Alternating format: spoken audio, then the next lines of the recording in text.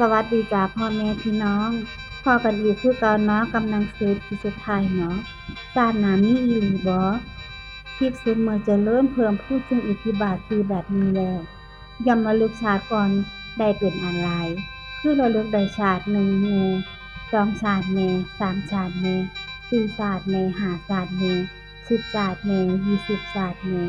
30ชาติแน่40ชาติแน่50ชาติแน่100ชาติแน่พันชาติแน่แสนชาติแน่ตลอดสังสารวัฏกับเป็นอันหลายว่าในภพภูมิเฮามีชื่อเป็นแบบนั้นมีโคดมีนามสกุลแบบนั้นมีผิวพรรณแบบนั้นมีอาหารแบบนั้นเสวยสุขเสวยทุกข์แบบนั้นมีกำหนดอายุเพียงเท่านั้นพี่น้องขั้นจุติจากภพนี้แล้วได้ไปเกิดในภพใหม่แม้ในภพนั้นเฮาก็ได้มีชื่อแบบนั้นมีโคดแบบนั้นมีอาหารแบบนั้น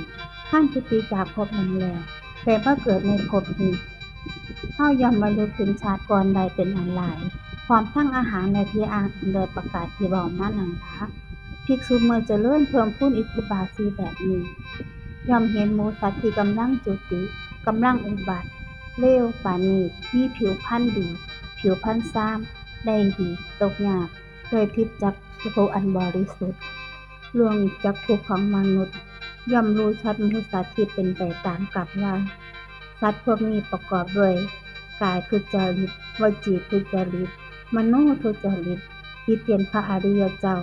เป็นมิจฉาทิฏฐิคิดมันการกระทำโดยมิจฉาทิฏฐิพยายามตายไปย่อมเข้าถึงอบายทุกขติวินิบาตนรกส่วนสัตว์เหล่านี้ประกอบด้วยกายทุจริตวจีทุจริตมโนทุจริตพยายามตายไปย่อมเข้าถึงสุคติโลกสวรรค์ย่อมรู้ ชัดมูสาที่เป็นไปตามกันโดยประกาศแนบนั้นล่ะพี่น้องสังสารวัตรไล่เบื้องต้นที่สุดเนาะเบิ่งก่อนภิกษุทั้งหลาย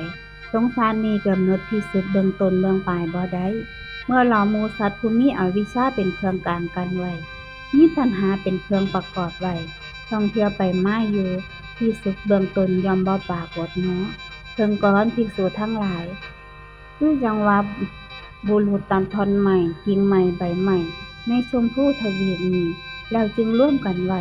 ขั้นแล้วเพิ่งกระทำให้เป็นมัดละสี่นิ้วว่างไว้สมมติว่านี่เป็น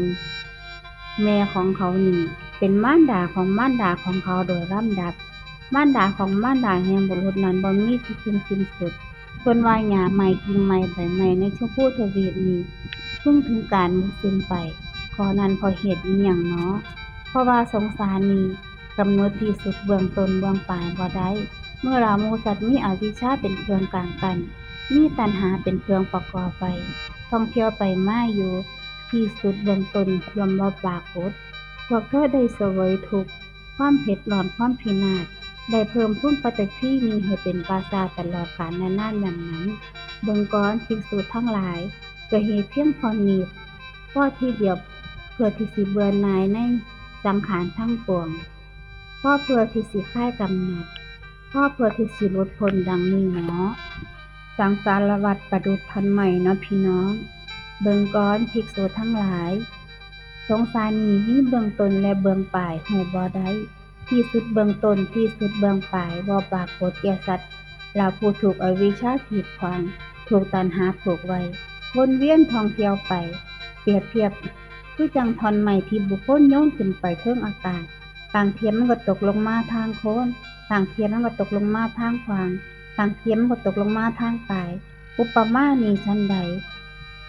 อุปมากับฉันนั้นสัตว์ทั้งหลายถูกอวิชชากีดขวางถูกตัณหาผูกไว้วนเวียนท่องเที่ยวไปบางข้าก็จากโลกนี้ไปสู่โลกอื่นบางเทื่อก็จากโลกอื่นมาสู่โลกนี้เพราะนั้นเพราะว่าเหตุอิหยังเนาะ เพราะว่าสงสารนี้มีเบื้องต้นและเบื้องปลายหูบ่ได้เบิ่งก่อนภิกษุทั้งหลายก็เหตุนี้ก็เพียงพอแล้วพอเที่ยวที่สิพอเบื่อหน่ายในสังขารทั้งปวงพอเพื่อที่สิคลายกำหนัดพอเพื่อที่สิหลุดพ้นจากนี้เนาะพี่น้องกับหนึ่งมันโดนพอใดเนาะเพิ่งก่อนถามกับทั้งหลายที่ผ่านไปแล้วล่วงไปแล้วต้องละลายบ่แม่นง่ายที่สินับกับพวกนั้นได้ดอกเท่า มีกับเท่าที่100กับนี้เท่ากับ 1,000 กับ หรือว่าเท่ากับ10,000กับเบิ่งก่อนพานแม่น้ำคงคาที่ย่อมเกิดแต่ที่ใดและย่อมถึงมหาสมุทรณหม้องนั้นและสร้างระยะนี้บ่เป็นของง่ายที่สิกำหนดได้ว่าเท่านี้เม็ดเท่านี้100เม็ดเท่ากับ 1,000 เม็ดหรือว่าเท่ากับ1ล้านเม็ดเบิ่งก่อนพานกับทั้งหลายที่ผ่านไปแล้วล่วงไปแล้วมันหลายกว่าเม็ดทรายพวกนั้นบ่แม่นง่ายที่สินับกับพวกนั้นว่าเท่านี้กับเท่านั้น100กับเท่านี้พันกับหรือว่าเท่านี้10,000 1ล้านกับข้อนี้เพราะเหตุหยังเนาะเพราะว่าสงสารมีกำหนดที่สุดเบื้องต้นเบื้องปลายบ่ได้เมื่อเราหมู่สัตว์มีอวิชชาเป็นเครื่องกั้นมีตัณหาเป็นเครื่องประกอบไว้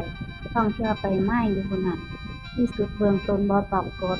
เหล่าสัตว์นั้นได้เสวยทุกข์และความเผ็ดร้อนความพินาศได้เพิ่มพูนปฏิทิเป็นปราสาทตลอดกาลและนานคือกันเบิ่งก่อนพานจะเหตุเพียงเท่านี้พอที่เดียวเพื่อที่สิเบื่อหน่ายในสังขารทั้งปวงพอเพื่อที่สิคลายกำหนัดพอเพื่อที่สิลดผลตามนี้เนาะพี่น้องอุปมากับหนึ่งในหนึ่งเนาะ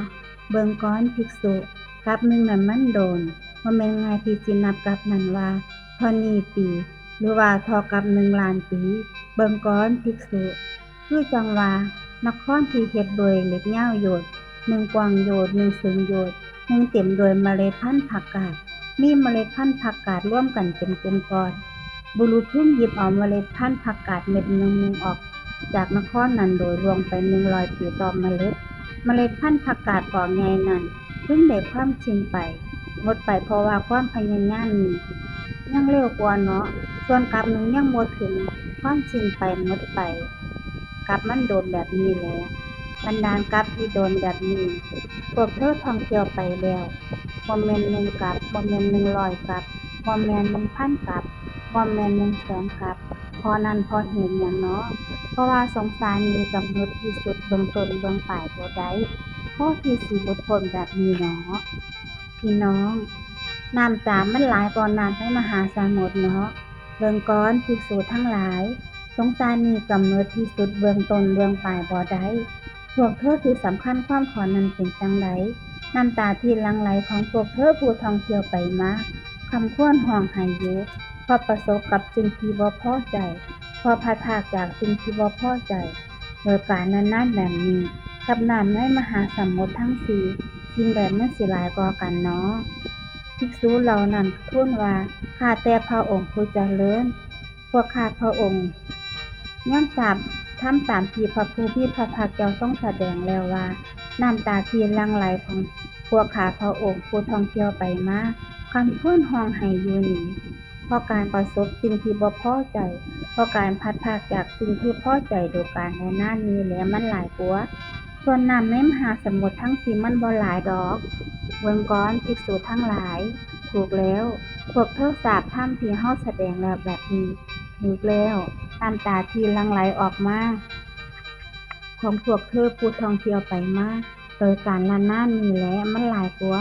ส่วนน้ำในมหาสมุทรทั้งสี่มันบ่หลายเลยเนาะพวกเธอได้ประสบมรณกรรมของมารดาตลอดกาลและนานน้ำตาที่หลั่งไหลของเธอพวกนั้นผู้ประสบมรณกรรมของมารดาคำควรห้องไห้อยู่พอประสบสิ่งที่บ่พอใจพอพัดพรากจากสิ่งที่พอใจนั่นแหละมันหลายกว่าส่วนนั้นไม่มหาสมุทรทั้งสี่มันบ่หลายเลยพวกเธอได้ประสบมรณกรรมของบิดาของพี่ชายน้องชายพี่สาวน้องสาวของบุตรของธิดาความเสื่อมแห่งญาติความเสื่อมแห่งโลภะได้ประสบความเสื่อมพอโลกตลอดกาลและนานน้ำตาที่หลั่งไหลของพวกเธอเหล่านั้นผู้ประสบความเสื่อมพอโลกคำควรห้องไห้อยู่พอประสบสิ่งที่บ่พอใจพอพัดพรากจากสิ่งที่พอใจนั่นแหละมันหลายกว่าส่วนน้ำในมหาสมุทรทั้งสี่มันบ่หลายเลยพอนั้นพอเหตุหยังเพราะว่าสงสารมีกำหนดที่สุดเบื้องต้นเบื้องปลายพอได้เบิ่งก่อนภิกษุทั้งหลายก็เหตุเพียงพอนี้พ่อที่แล้วที่สิพ่อเบื่อหน่ายในสังขารทั้งปวงพ่อเพื่อที่สิคลายกำหนัดพ่อเพื่อที่สิลดผลแบบนี้เนาะจบเล่มหนังสือจิตสุดท้ายเนาะขอกราบขอบพระคุณและอนุโมทนาบุญกับทุกๆท่านที่รับฟังจนจบคลิปเนาะพอกันใหม่ในคลิปหน้านะพี่น้อง